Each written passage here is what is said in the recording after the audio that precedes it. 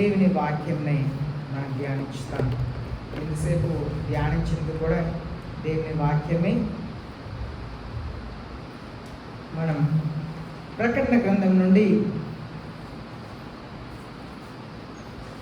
దేవుని పాఠంలో మనం నేర్చుకుంటున్నాం. ప్రకటన గ్రంథం 6వ అధ్యాయం 9వ వచనం నుండి 11వ వచనం వరకు మనం ధ్యానిస్తాం. ప్రకటన గ్రంథం 6వ అధ్యాయం 9వ వచనం నుండి 11వ వచనం వరకు చదువుతాం. When the Lamb broke the fifth seal, I saw underneath the altar the souls of those who had been slain because of the word of God and because of the testimony which they had maintained. They cried out with a loud voice, saying, How long, O Lord, holy and true, will you refrain from judging and avenging our blood on those who dwell on the earth? And there was given to each of them a white robe. They were told that they should rest for a while longer until the number of their fellow servants and their brethren who were to be killed even as they had been would be completed also. తెలుగులో చదువుదాం. ఆయన ఐదవ ముద్ర విప్పినప్పుడు దేవుని వాక్యం నిమిత్తమును తాను ఇచ్చిన సాక్ష్యం నిమిత్తమును వధింపబడిన వారి ఆత్మలను బలిపీఠము కింద చూచితిని. వారు నాట సత్యస్వరూపి పరిశుద్ధుడా, ఎందాక తీర్పు తీర్చకయు మా రక్తము నిమిత్తము భూ నివాసులకు ప్రతిదండన చేయకయు ఇందు అని బిగ్గరగా కేకలు వేసింది. తెల్లని వస్త్రము వారిలో ప్రతి వారిని తీయబడింది. మరియు వారి వారిని చంపబడబో వారి సహదాసుల యొక్కయు సహోదరుల యొక్కయు లెక్క పూర్తి యొక్క వరకు ఇంకా కొంచెం కాలము విశ్రమింపవలెనని వారితో చెప్పబడింది. మనం ఇక్కడ ఈ ప్రకటన గ్రంథంలో పరలోకంలో ఏమి జరుగుతుంది, అది ఈ లోకంలో ఏం జరగబోతుందని చెప్పి మనం చూస్తున్నాం. ఇప్పుడు వరకు 4 ముద్రల్ని తీశారు. ఈరోజు 5వ ముద్రని గురించి మనం చూస్తున్నాం. 5వ ముద్రని తీసినప్పుడు అక్కడ జరిగింది, దేవుని వాక్యం నిమిత్తమును తాము ఇచ్చిన సాక్ష్యము నిమిత్తమును వధింపబడిన వారి ఆత్మలు బలిపీఠము క్రింద చూచితిని. బలిపీఠం కింద దేవుని నిమిత్తముగా, దేవుని వాక్యం నిమిత్తముగా వధింపబడిన వారు అక్కడ ఉన్నారంట. అనగా వీళ్ళందరూ కూడా పాత నిబంధన కాలంలో దేవుని కొరకు చంపబడిన వారు. అనగా మనం ప్రవక్తల్ని చూస్తున్నాము, వాళ్ళు దేవుని కొరకు వైరాగ్యంతో నిలబడ్డారు కనుక వాళ్ళని చంపారు, వాళ్ళని హింసించారు. చూడండి, అననీయ, మిజాయేల్, అజరియా ముగ్గురిని చూస్తే వారు విగ్రహంని మొక్కని కారణం చేత అగ్నిగుండంలో పడేశారు. దానియేలు రాజుకు మాత్రం తప్ప వేరెవరికి ప్రార్థన చేయకూడదన్న కారణం చేత సింహాల గదిలో పడేయబడ్డారు. అలాగే యెరెమీయా ప్రవక్తని గురించి చూస్తే ఆయన దేవుని ప్రజలకు విరోధముగా దేవుడు చెప్పిన మాటను చెప్పారు కనుక బావిలో పడేయబడ్డారు, చెరచాలలో వేయబడ్డారు. ఎన్నో కార్యములు దేవుని పిల్లలు చాలా రీతిగా హింసించబడ్డారని మనం చూస్తున్నాం. వారి ఆత్మలంతా కూడా దేవుని బలిపీఠం కింద వారందరూ కూడా ఉన్నారంట. 10వ వచనంలో వారు నాదా సత్యస్వరూపి పరిశుద్ధుడా, ఎందాక తీర్పు తీర్చకయు మా రక్తము నిమిత్తము భూనివాసులు ప్రతిదండన చెయ్యకయు ఉందు అని బిగ్గరగా కేకలు వేస్తారంట. వాళ్ళు ఏమని అడుగుతున్నారంటే, బిగ్గరగా కేకలు వేసి, ఎప్పుడు వరకు మీరు మా పక్షమున బలి తీర్చకుండా ఉంటారు? మమ్మల్ని చంపిన వాళ్ళని మీరు వదిలేస్తున్నారు, మా మీద రాళ్ళు వేసి చంపిన వాళ్ళని, సిరచాళ్ళు వేసిన వారిని మీరు వదిలేస్తున్నారని చెప్పి అడుగుతున్నారు. మనం కూడా కొన్నిసారి కక్ష క్రోధంతో నాకు ఇలా చేశారు, వాళ్ళకి ఏదైనా జరగాలి, నాకు ఇలా చేశారు కనుక వాళ్ళు కూడా ఇలా జరగాలి. ఈనాడు చాలామంది బలి తీర్చే స్వభావంతో ఉన్నారు. రివెంజ్ఫుల్ స్పిరిట్, బలి తీర్చే ఆత్మలను కలిగి ఉన్నారని మనం చూస్తున్నాం. 11వ వచనంలో తెల్లని వస్త్రము వారిలో ప్రతివానికి ఇవ్వబడును, మరియు వారి వలనే చంపబడబో వారి సగదాసుల యొక్క సహోదరులకు లెక్క పూర్తి అయ్యే వరకు ఇంకా కొంచెము కాలము విశ్రమింపవాలని వారితో చెప్పబడింది. ఇక్కడ మనం చూస్తున్నాము వాళ్ళకి తెల్లని వస్త్రం ఇవ్వబడిందంట. జాగ్రత్తగా వినండి. మనం ప్రకటన గ్రంథంని వరుసగా మనం సత్యం నేర్చుకుంటున్నాం. వాళ్ళకి తెల్లని వస్త్రం ఇవ్వబడును, సరేనా? తెల్లని వస్త్రం ఇవ్వబడింది. వాళ్ళు తెల్లని వస్త్రంని సంపాదించలేదు. తెల్లని వస్త్రం వాళ్ళకు బహుమానంగా ఇవ్వబడింది. ఇంకా బలిపీఠం కింద ఉండి వాళ్ళు తెల్లని వస్త్రంని ధరించుకొని ఉన్నారంట. తెల్లని వస్త్రమే వాళ్ళు ధరించుకొని ఉన్నారు. కానీ ఏమని కేకలు వేస్తున్నారు? ఎప్పుడు ప్రతిదండన చేస్తారు అని చెప్పి బిగ్గరగా కేకలు వేస్తున్నారంట. వారికి ఏం చెప్పబడుతుందంటే, మీలాంటి సహోదరులు చాలామంది ఉన్నారు, వారు లెక్క కూడా పూర్తి అయ్యే వరకు మీరు కొంచెం ఓపిక పట్టండి అంటున్నారు. మనం వాక్యంని ధ్యానించబోతున్నాం. The spirit of vengeance. మనకు మన జీవితంలో చాలాసారి నేను పని తీర్చుకుంటాను. ఈనాడు ఎక్కడ చూసినా పని తీర్చుకోవటమే కదా. ఒకరు వస్తారు, ఒకరు కట్టిన బిల్డింగ్ని పగలగొడతారు. మరలా ఆయన గెలుస్తాడు, వీళ్ళు పగలగొట్టిన బిల్డింగ్ అన్నా పగలగొడతారు. ఇదే రాజకీయంగా ఈనాడు మనం చూస్తున్నాం. ఏదో ఒక రీతిలో మా తమిళనాడు రాష్ట్రంలో కూడా ఇలాగే జరిగింది. ఒక ముఖ్యమంత్రి గెలిచిన తర్వాత పాత ఓడిపోయిన ముఖ్యమంత్రి అన్ని ఆస్తిని బయట తీసుకొచ్చి జైలు వేశారు. మరలా ఆ ముఖ్యమంత్రి గెలిచారు. ఈయన ఓడిపోయిన తర్వాత ఆయన ఆస్తి అంతా కూడా వీళ్ళు బయట తీసుకొచ్చారు. తర్వాత ఆ ముఖ్యమంత్రి చనిపోయారు, ఈ ముఖ్యమంత్రి చనిపోయారు. తర్వాత ఒక ముఖ్యమంత్రి కొడుకు వచ్చిన తర్వాత ఏం చెప్పారంటే, తనకు ముందు చనిపోయిన ముఖ్యమంత్రి ఫోటోలు తీయవద్దు, పేర్లు కొట్టవద్దు, వాళ్ళు కొనసాగించింది అలాగే కొనసాగించండి అన్నారు. ఇది ఒక తరం మారుతుంది. ఇది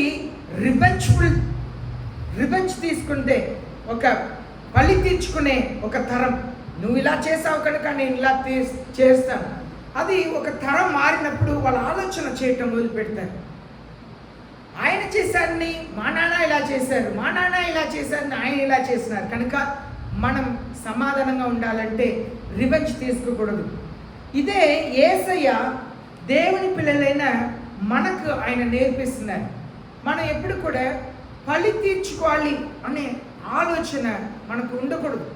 కానీ ఈనాడు క్రైస్తవులలో కూడా పలి తీర్చుకునే స్వభావం ఉంది.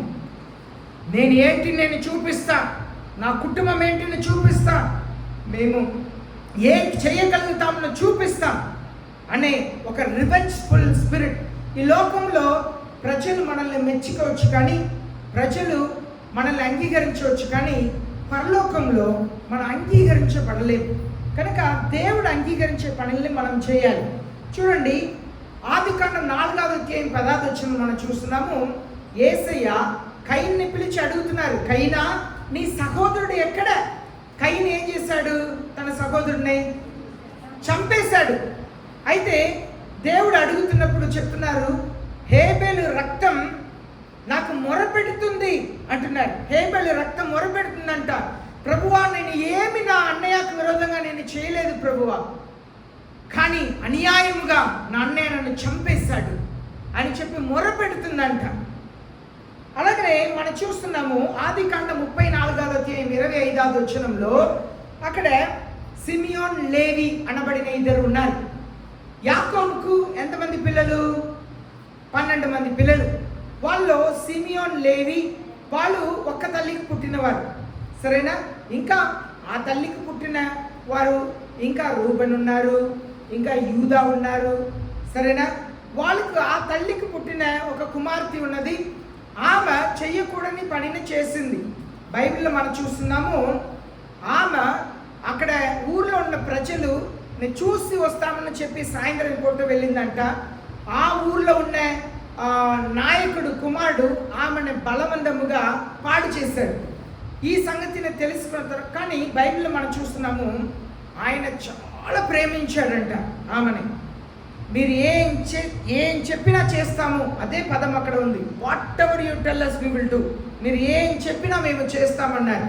వాళ్ళు అలాగే ఉన్నప్పుడు సున్నతి చేసుకోమని చెప్పినప్పుడు 3వ రోజు నొప్పితో అందరు కూడా కదలకుండా అలా ఉంటే పురుషులందరినీ కూడా ఇద్దరు వచ్చి చంపేశారంట.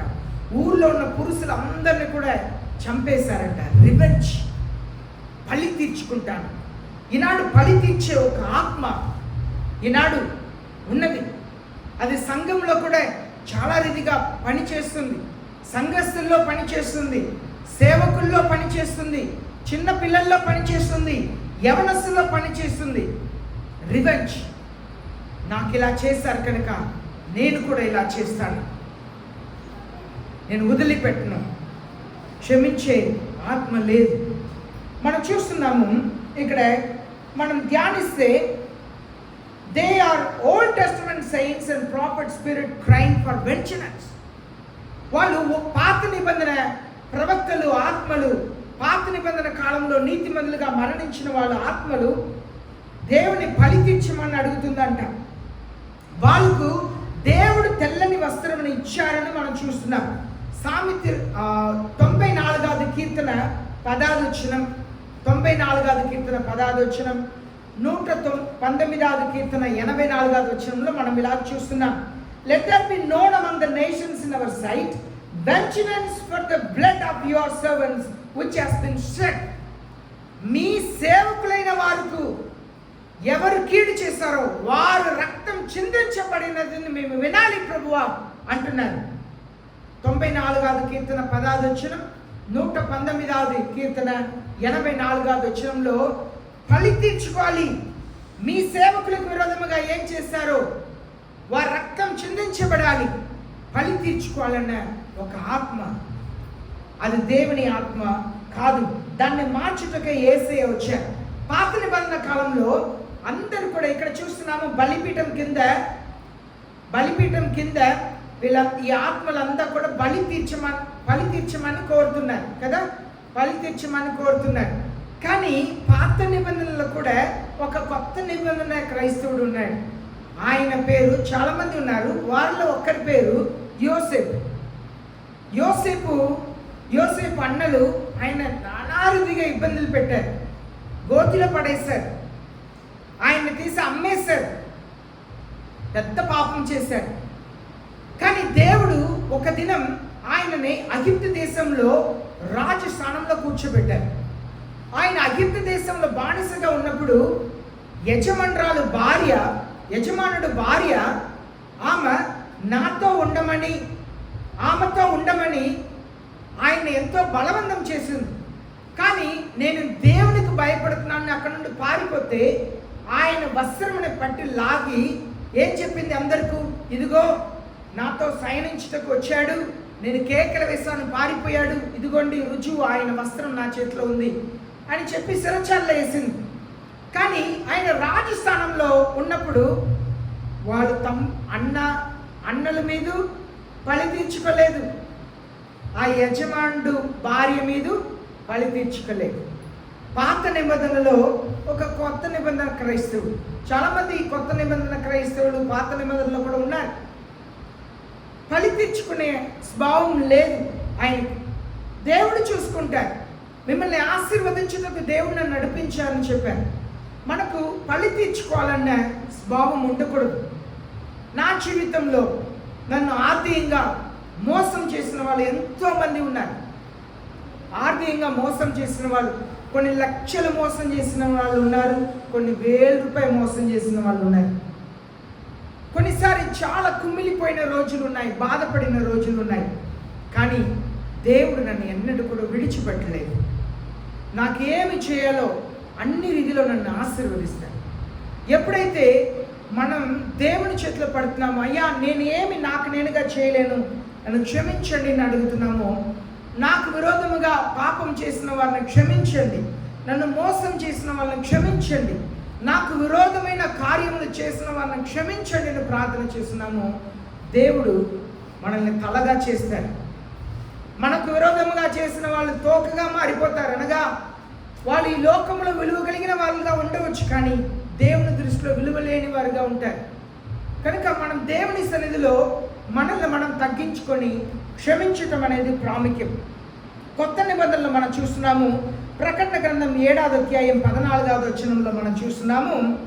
ప్రకటన గ్రంథం 7వ అధ్యాయం 14వ వచనంలో, వీరు మహాశ్రమల నుండి వచ్చిన వారు గొర్రెపిల్ల రక్తములో తమ వస్త్రములు ఉతుక్కొని వాటిని తెలుపు చేసుకొనిరి. ఇక్కడ మనం చూస్తున్నాము, ఇది కొత్త నిబంధన క్రైస్తవులు. పాత నిబంధన క్రైస్తవులు బలిపీఠం కింద ఉన్న వారికి తెల్లని వస్త్రం ఏమైందంటే, ఏం చేయబడిందంట, ఇవ్వబడింది. కానీ కొత్త నిబంధన క్రైస్తవులు తమ వస్త్రముని యేసయ్య రక్తం చేత ఉతుక్కున్నారంట. ఏం చేశారండి? యేసయ్య రక్తం చేత ఉతుక్కున్నారు. కానీ పాత నిబంధన క్రైస్తవులు, పాత నిబంధన దేవుని పిల్లలు, వాళ్ళకు వస్త్రం, తెల్లని వస్త్రం ఇవ్వబడింది. కానీ కొత్త నిబంధన క్రైస్తవులు తమ వస్త్రముని యేసయ్య రక్తము చేత ఉతుక్కున్నారని చెప్పి రాయబడింది. కనుక మనం కొత్త నిబంధనలో పాత నిబంధన దేవుని పిల్లలుగా ఉండటానికి వీల్లేదు. ఈనాడు చాలా మంది క్రైస్తవులు కొత్త నిబంధనలో పాత నిబంధన దేవుని పిల్లలుగా జీవిస్తున్నారు. పాత నిబంధనలో కూడా కొత్త నిబంధన క్రైస్తవులా జీవించే వాళ్ళు ఎందరో మనకు మాదిరిలు ఉన్నారు. కానీ మనం ఈనాడు సంఘములో, సేవలో, సంఘంలో విశ్వాసులేమి, సేవలో సేవకులేమి, కొత్త నిబంధనలో పాత నిబంధన దేవుని పిల్లల్లా జీవిస్తున్నారు. క్షమించే మనసు లేదు. దేవునికి విరోధమైన కక్షతో, క్రోధముతో నేను పైకి రావాలి, ఆయన ఇలా చేస్తే నేను ఇలా చేస్తాను, రకరకాలుగా భయంకరమైన భావం కలిగి వారు చాలా మంది ఉన్నారు. కనుక దేవుని ఆత్మ మనల్ని కోరుకుంటున్నది ఏంటంటే, మనం అందరూ కూడా హింసించబడతామన్న సత్యంని ఇక్కడ మనం 11వ వచనంలో చూస్తున్నాం. 6వ అధ్యాయం 11వ వచనంలో వాళ్ళకి ఏం చెప్తున్నారంటే, చూడండి, తెల్లని వస్త్రము వారిలో ప్రతివానికి ఇవ్వబడును, మరియు వారిలోని చంపబడి వారి సగదాసుల సహోదరులకయు లెక్క పూర్తి అవన వరకు ఇంకా కొంచెం కాలం విశ్రమింపాలని వారికి చెప్పబడను. ఇక్కడ మనం చూస్తున్నాము, మీ సహోదరులు ఇంకా మీలాగే మరణించవలసిన వారు ఉన్నారు. మిమ్మల్ని ఎలా కొట్టారో, రాళ్ళు వేసి చంపారో, మిమ్మల్ని ఎలా తలనరికి చంపారో, మిమ్మల్ని ఆకలి తప్పికతో ఎలా మిమ్మల్ని చంపారో, సింహాలకి ఇచ్చి ఎలా చంపారో, ఇలా ఇంకా చంపబడి వాళ్ళు కొందరు ఉన్నారు. వారి లెక్క తీరు వరకు మీరు ఉండండి అన్నారు. దాన్నే మత్తయి రాసిన 24వ అధ్యాయం 9వ వచనంలో, మత్తయి రాసిన 24వ అధ్యాయం 9వ వచనంలో, మార్క్ రాసిన సువార్త 13వ అధ్యాయం 9 నుండి 13వ వచనంలో, లూకా రాసిన 21వ అధ్యాయం 12, 13, 18 వీటిలో ఏం చెప్తున్నారంటే, then they will deliver you up to tribulation, మిమ్మల్ని వాళ్ళు శ్రమలకు అప్పగిస్తారు అని చెప్పి యేసయ్య చెప్తున్నారు. కుటుంబస్తులే, తల్లిదండ్రులే యేసయ్య నమ్ముకున్న పిల్లల్ని శ్రమలకు అప్పగిస్తారంట. పిల్లలు యేసయ్య నమ్ముకున్న తల్లిదండ్రుల్ని శ్రమలకు అప్పగిస్తారంట. సహోదరులు అలాగనే స్నేహితులు వారి సొంత మనసుల్ని శ్రమలకు అప్పగిస్తారని దేవుని వాక్యం సెలవిస్తుంది. అలాగనే యోహాను సువార్త 16వ అధ్యాయం 2వ వచనంలో చదువుతున్నాము, the day would come when those who kill Christians would think they were doing a service for God. క్రైస్తవుల్ని చంపేవారు మా దేవుడికి మేము బలి ఇస్తున్నాము అని అనుకునే కాలం ఒకటి వస్తుందని యేసయ్య చెప్పారు. యోహాను సువార్త 16వ అధ్యాయం 2వ వచనం. క్రైస్తవుల్ని వాళ్ళు దేవుళ్ళ ఎదుట తలనరికి చంపితే, బలి ఇస్తే, మేము మా దేవుని ఇష్టపరుస్తున్నాము అని అనుకునే కాలం వచ్చిందంట. దాన్నే ఈ 5వ ముద్రలో చెప్పబడి ఉంది. మహాశ్రమ ఒకటి ఉంది. క్రైస్తవులు దేవుని పిల్లలకు శ్రమ కాలం ఉంది. శ్రమల కాలం దేవుని పిల్లలు ఆ శ్రమల కాలంలో దేవుని కొరకు నిలబడవలసిన అవసరం ఉంది అని దేవుని వాక్యంలో మనం చదువుతున్నాం. ఇక్కడ మనం చేయవలసిందంతా దేవుని పిల్లలకు శ్రమ తప్పదు అని చెప్పి శ్రమ తప్పదని నేను మీకు బోధిస్తున్నాను. ఒకవేళ యేసయ్య శ్రమల కాలం ముందు వస్తే మనం శ్రమలకు సిద్ధపాటు కలిగి ఉంటే, పరిశుద్ధ ఆత్మకు ఆలయముగా మనం జీవిస్తే, యేసయ్య వచ్చినప్పుడు మనం ఎత్తబడతాం, ఆయనతో వెళ్ళిపోతాం. ఒకవేళ యేసయ్య రాకడ కొరకు నిన్ను నువ్వు సిద్ధపరచుకుంటే, ఒకవేళ యేసయ్య రాలేదంటే, మనం శ్రమల కాలంలో వెళ్ళవలసింది ఉంటే మీరు శ్రమల్ని తట్టుకోలేరు. ఆ శ్రమ ఎలా ఉండిద్దంటే, భూమి పుట్టినప్పటి నుండి ఇప్పటి వరకు అలాంటి దుర్దినములు లేదని దేవుని వాక్యం సెలవిస్తుంది. అలాంటి మహాశ్రమ లేదని దేవుని వాక్యం సెలవిస్తుంది. కనుక దేవుని పిల్లలు శ్రమల కొరకు మనల్ని మనం సిద్ధపరచుకోవాలి. ఒకవేళ దానికి ముందు యేసయ్య వచ్చిన సంతోషం, ఒకవేళ మనం దానికి ముందు మరణించినా కూడా సంతోషం. దానికే మన పిల్లల్ని దేవుళ్ళు పెంచడం చాలా ప్రాముఖ్యం. మన పిల్లలు సండే స్కూల్కి రారు, మన పిల్లలు యూత్ మీటింగ్కి రారు, మన పిల్లలు చర్చికి కూడా రారు. కనుక వాళ్ళకి శ్రమలు అంటే తెలియదు.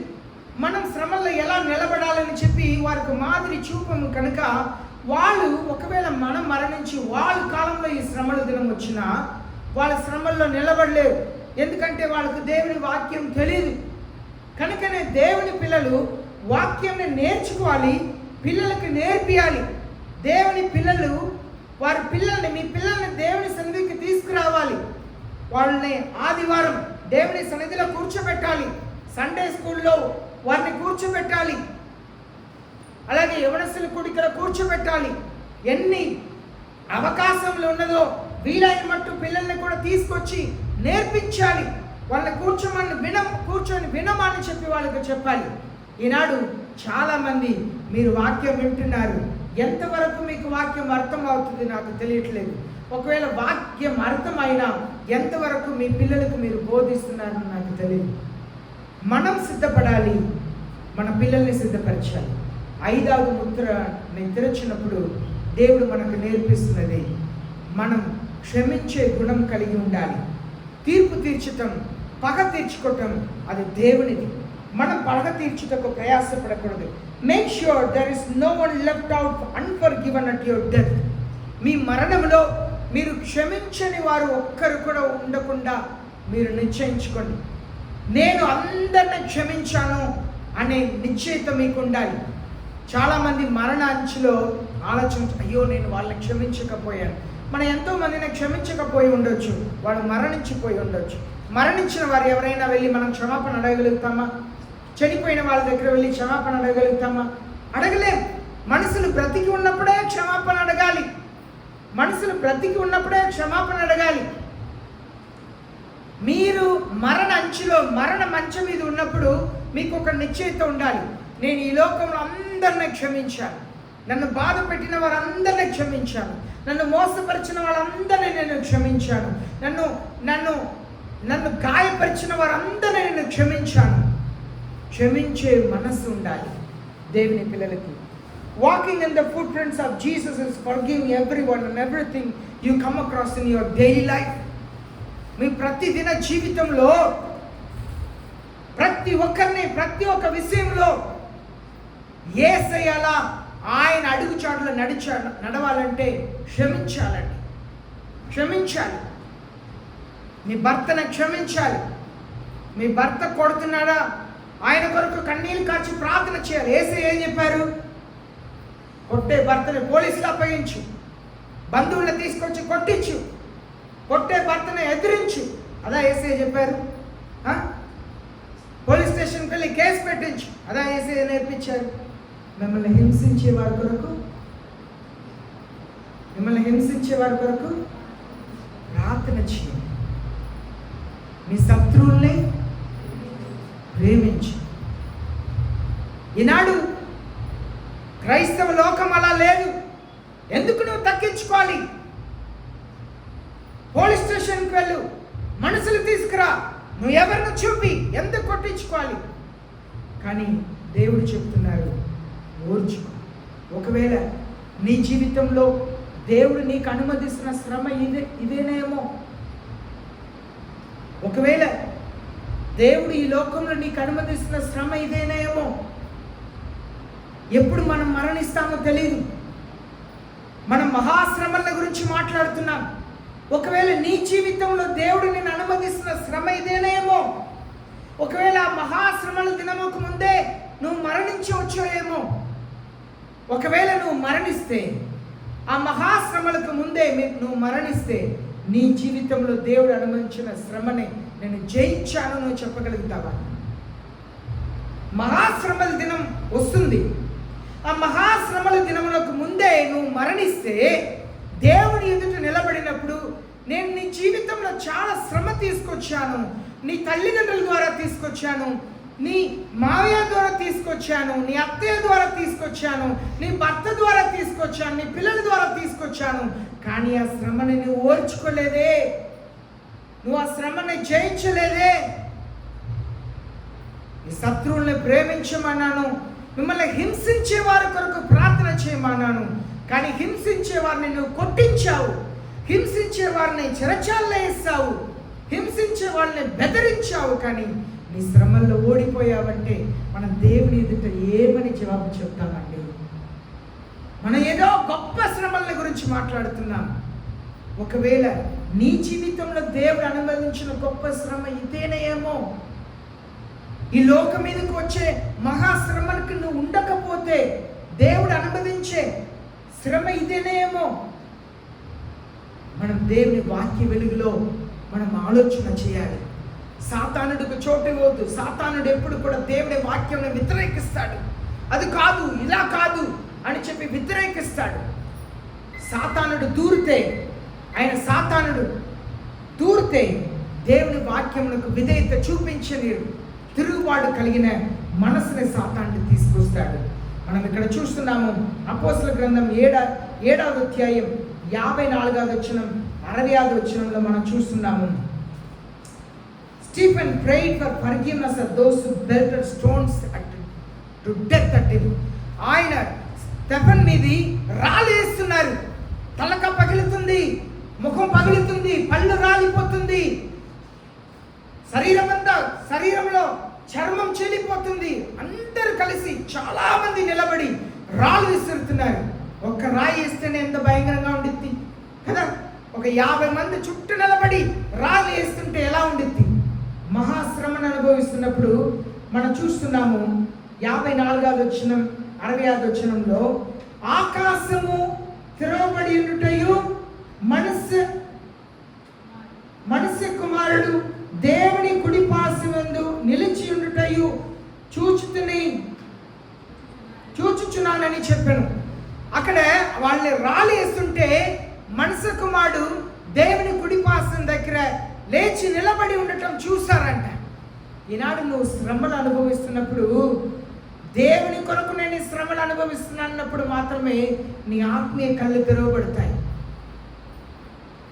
నా భర్త కొడుతున్నాడు, నా పిల్లలు మాట వినట్లేదు, బంధువులు నా మీద కేసులు పెడుతున్నారు, రకరకాలుగా నువ్వు నిలబడితే నువ్వు దేవుని చూడలేవు. కింద చూస్తున్నాం 65వ వచనంలో, అతడు మోకాలుని ప్రభువా వారి మీద ఈ పాపము మోపకుమని గొప్ప శబ్దముతో పలుకును. ఈ మాట పలికి నిద్రించును. ఆయన గొప్ప శబ్దంతో చెప్తున్నాడంట, ప్రభువా నా మీద రాలేసి చంపుతున్న వీళ్ళని క్షమించండి అని చెప్పి ప్రార్థన చేశారంట. క్షమించండి అని ప్రార్థన చేశారు. ఆనాడు మొదటి శతాబ్దంలో క్రైస్తవులను తీసుకెళ్ళి క్రికెట్ గ్రౌండ్ లాంటి ఒక అరేనాలో వదిలిపెట్టేసేవారంట. వాళ్ళందరూ కూడా ఒకరిని పట్టుకొని అలా మోకాళ్ళ మీద ఏం జరగబోతుంది అని తెలియని సమయంలో సింహాలను వదిలేవారంట. రకరకాలుగా మనుషుల్ని వదిలేవారు, జంతువుల్ని వదిలేవారు. అది కొట్టి వాళ్ళని చంపెత్తి, అలాగనే వాళ్ళు స్తంభానికి వాళ్ళని కట్టేసి కట్టెలు కాలు కింద పెట్టి వాళ్ళని కాల్చేవారంట. వాళ్ళ శరీరం అలా కాల్స్తూ ఉన్నప్పుడు వాళ్ళు కూర్చొని భోజనం చేసేవాళ్ళంట. వాళ్ళందరూ కూడా పాటలు పాడుతూ మరణించే వాళ్ళంట. వాళ్ళు క్షమించే గుణముని దేవుడు ఇచ్చాడు. ఈనాడు మనకు క్షమించే గుణం ఉందా? పలి తీర్చుకోవాలి. నా అమ్మని ఇలా చేశాను, నా నాన్నని ఇలా చేశాను, నా పిల్లల్ని ఇలా చేశారు, నేను పని తెచ్చుకుంటాను. ఒరిస్సా రాష్ట్రంలో గ్రహాం స్టైన్ ఒక సేవకుడు ఉండేవారు. ఆయన తన 2 పిల్లలతో పరిచర్యకు వెళ్ళి రాత్రి పూట వస్తే భార్య కుమార్తె 2 ఇంట్లో ఉన్నారు. కొంతమంది దుండగులు వచ్చి ఆ ఇంటికి బయట తలుపేసి గడియేసి కార్ల నుండి వాళ్ళు బయట రానియకుండా వాళ్ళని ఈటతో పొడిసి పెట్రోల్ పోసి వాళ్ళని సజీవ దహన బలి చేశారు. మధ్య రోజు విలేకరులు వచ్చి అడుగుతున్నారు ఆమెని, మీ భర్తని పిల్లల్ని సజీవంగా కాల్చిన వాళ్ళని పట్టుకున్నారు, ఏం చేయాలి, మీరు ఏం కోరుకున్నారంటే ఆమె చెప్పింది, వాళ్ళని క్షమించండి, నేను క్షమిస్తున్నాను, వాళ్ళని క్షమించండి అని చెప్పింది. ఈనాడు క్షమించే గుణం ఉందా మనకు? క్షమించే మనసు లేదండి. ఈనాడు చాలా మందికి లేదు. బలి తెచ్చుకోవాలి, నేను వదిలిపెట్టను, నేను ఎవరిని చూపిస్తాను, మేమెవరిని చూపిస్తాం. ఈ 5వ ముద్రని దేవుడు తెరిచినప్పుడు మనకు నేర్పిస్తున్నది.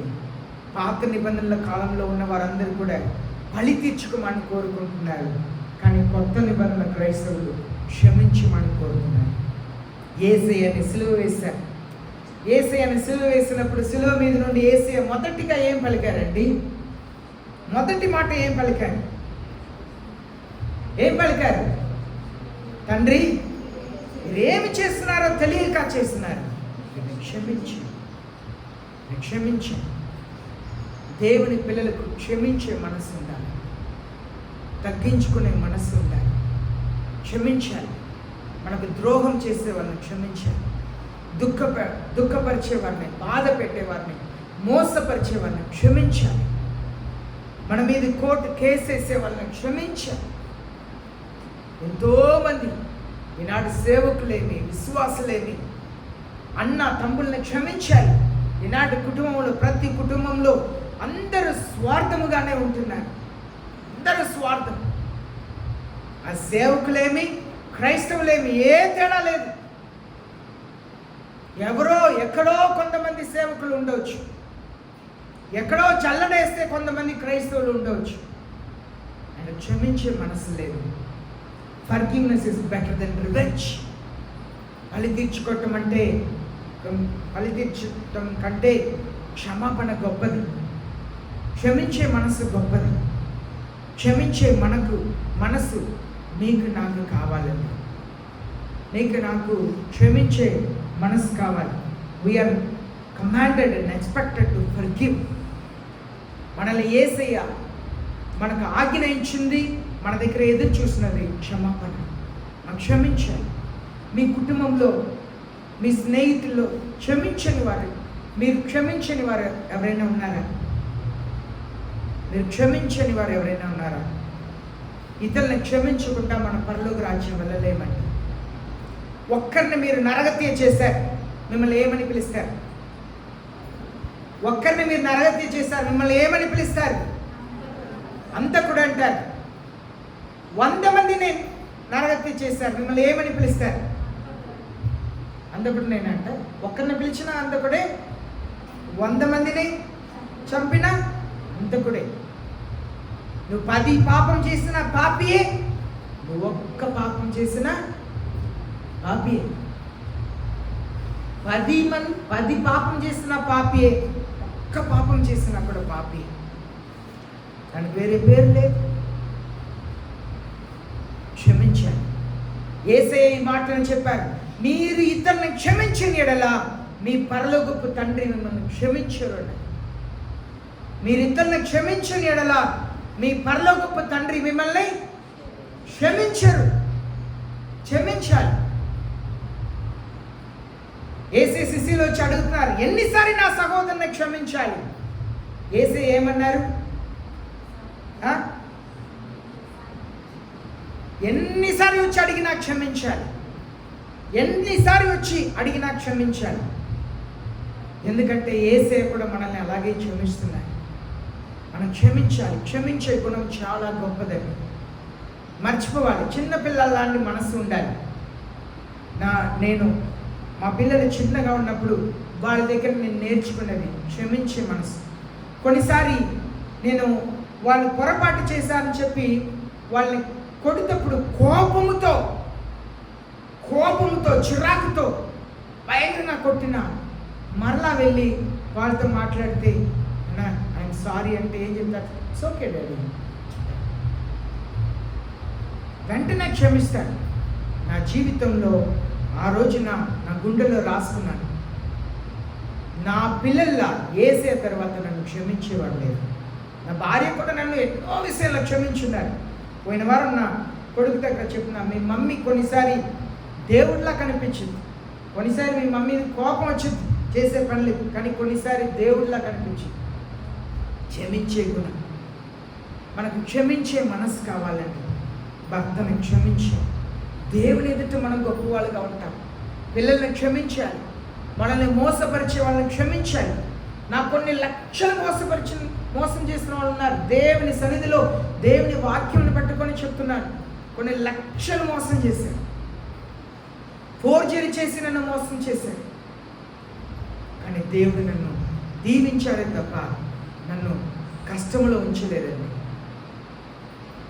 మనల్ని దేవుడు దీవిస్తాడు. మనం క్షమించాలి, మనల్ని బాధ పెట్టే వాళ్ళని క్షమించాలి. ఆ బలిపీఠం కింద ఉన్నవారు బలి తీర్చుకోమని ఎలా అడిగారంట? బలి తీర్చండి అని అడిగారు. ఎలా అడిగారండి? ప్రతిదండన చేయమని ఎలా అడిగారు?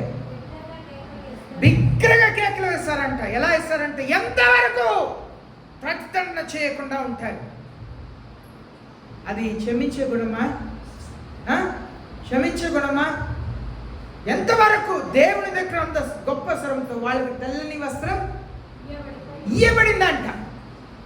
కానీ 7వ అధ్యాయం ప్రకటన గ్రంథం 7వ అధ్యాయం 14వ వచనంలో ఉన్న దేవుని పిల్లలు తమ గొర్రె బిడ్డ రక్తము చేత తమ వస్త్రముని ఉతుక్కున్నారంట.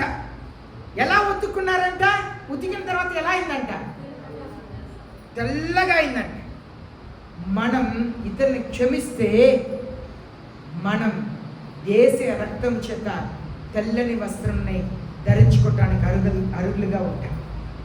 పాత నిబంధన కాలంలో యేసే లేరు, పరిశుద్ధ ఆత్మ దేవుడు మనసులో లేరు కనుక వాళ్ళని యేసే క్షమించి తెల్లని వస్త్రం ఇచ్చారు. నేను కూడా పాత నిబంధన క్రైస్తవుల్లా, పాత నిబంధన దేవుని పిల్లల్లా నేను కూడా ప్రతిదండన కోరుకుంటానంటే మీకు పరలోకంలో చోటు ఉండదు, తెల్లని వస్త్రం ఇవ్వబడదు. కారణం ఏంటంటే మనకి యేసయ్య వచ్చి మరణించి క్షమాపణను చూపించారు. పరిశుద్ధ ఆత్మదేవుడు మనతో ఉన్నారు.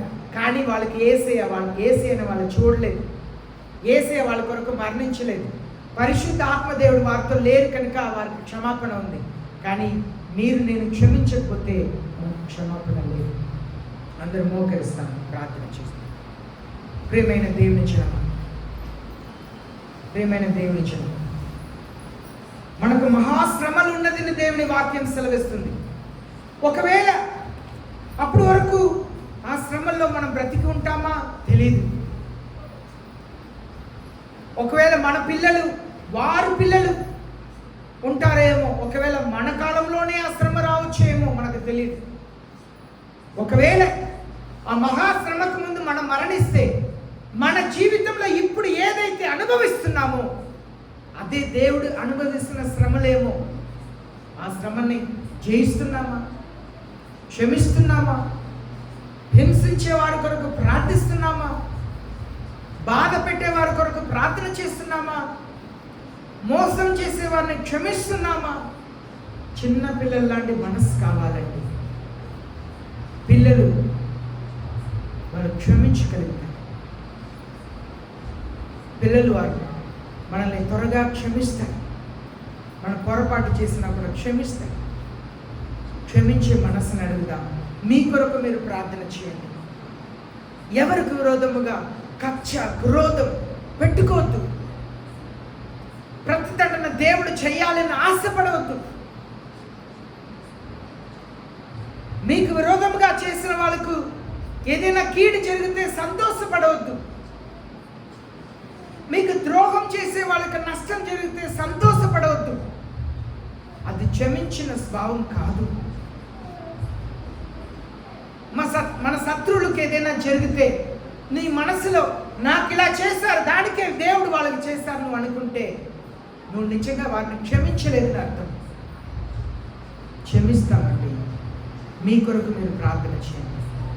యేసయ్య క్షమించే గుణంని నాకు దయచేయండి. శ్రమలకు నన్ను సిద్ధపరచండి. యేసయ్య శ్రమలకు నన్ను సిద్ధపరచండి. ఒకవేళ మనకి ఎంతకాలం జీవితం తెలియదండి. ఈ 2024 సంవత్సరం 6 నెలల్ని యేసయ్య ఈ దినముతో పూర్తి చేసుకుంటూ కృపరిస్తున్నారు. ఒకవేళ తర్వాత మనం మరణిస్తే దేవుని ఎదుట నిలబడినప్పుడు మనం ఇప్పుడు ప్రస్తుతం వెళుతున్న శ్రమలు, మనం దీనికి ముందు వెళ్ళిన శ్రమలే నిజమైన శ్రమలేమో, దేవుడు మన కొరకు ఏర్పరిచిన శ్రమలేమో, ఆ శ్రమల్ని మనం జయించామా లేదు ప్రతిదండన తీర్చుకున్నామా ఆలోచన చేస్తామండి. యేసయ్యని క్షమాపణ అడుగుతాం.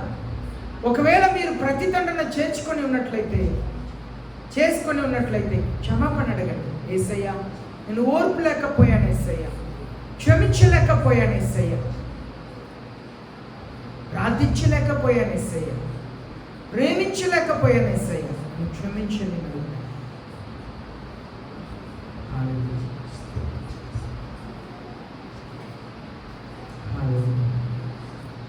మీ కొరకు మీరు ప్రార్థన చేయండి.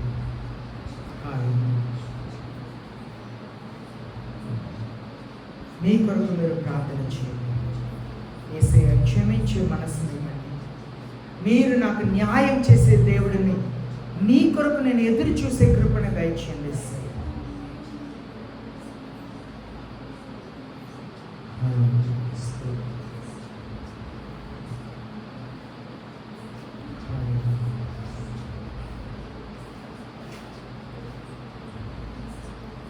మీరు హింసించబడుతున్నప్పుడు, మీరు క్రీస్తు కొరకు మరణిస్తే, మీరు క్రీస్తు కొరకు వాటిని భరిస్తే, ఆ హింసని భరిస్తే, ఆ దెబ్బల్ని భరిస్తే, అవమానంని భరిస్తే, ఆ నిందల్ని భరిస్తే అది దేవుని గ్రంథంలో లెక్కించబడుతుంది.